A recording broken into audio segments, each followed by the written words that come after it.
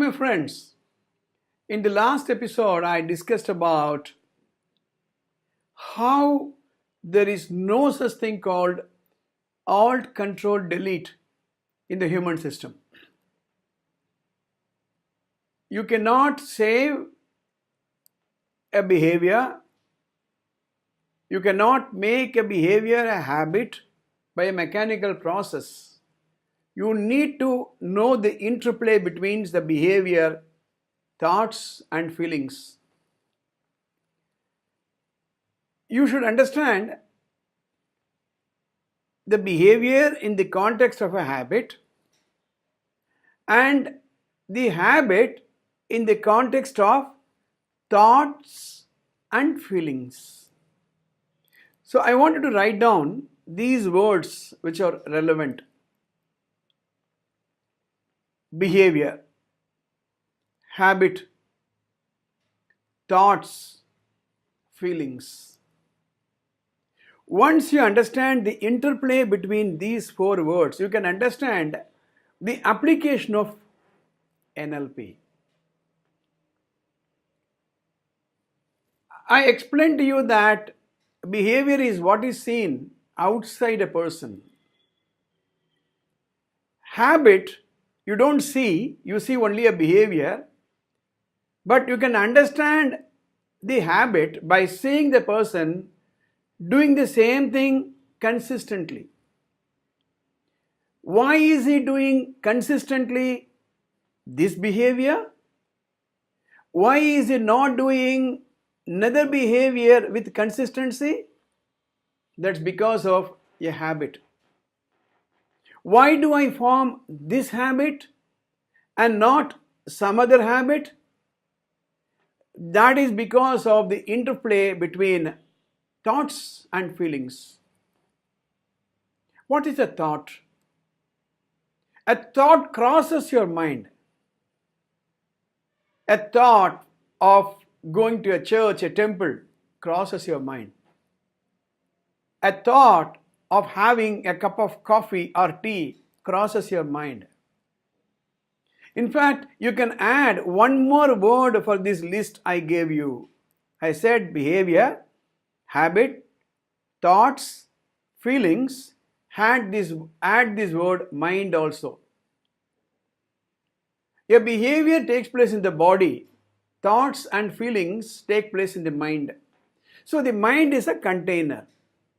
I have a pocket and anything goes into the pocket, and the one which is in the pocket is the content and the pocket is the container. So the mind is a container, various thoughts crosses the mind. A thought enters and then a feeling is created.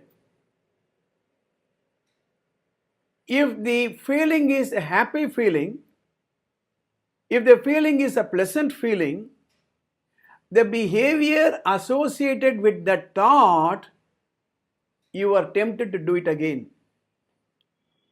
For example, you feel tension, you feel restless, you feel like having a cup of coffee. The thought of having a cup of coffee, if it gives a positive feeling, you go have a cup of coffee, so feeling. So every time you go through this stress, a thought enters, why not have a cup of coffee? You take a coffee and the feeling is positive. You do it repeatedly, it becomes a habit. So this becomes a program. The mind, the behavior, the feeling associated with the behavior, when you repeat it several times, it becomes a mental program. So NLP is about programming the mind. So when people come to me for counseling, I make them to understand why do they do what they do and why do they do it that way. You have to be sensitive to these soft aspects. That's why I keep saying, let's not talk about NLP from a superficial sense.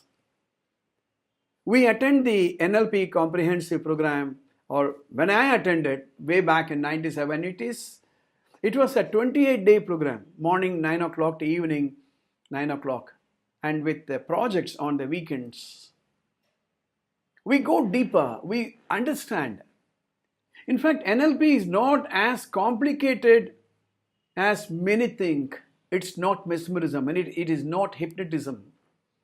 In a mesmerism, hypnotism, you work with the subconscious mind.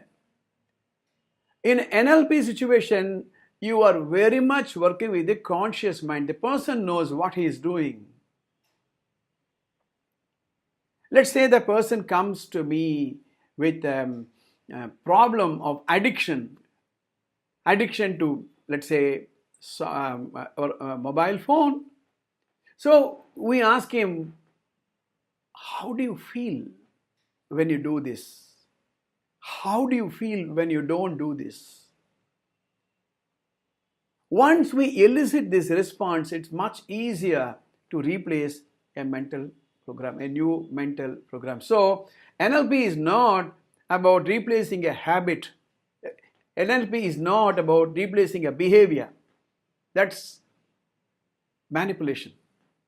NLP is about rewriting the program so that a new mental program is introduced in the place of the old mental program. Becoming curious? I'll give you a case study in the next episode. Keep watching.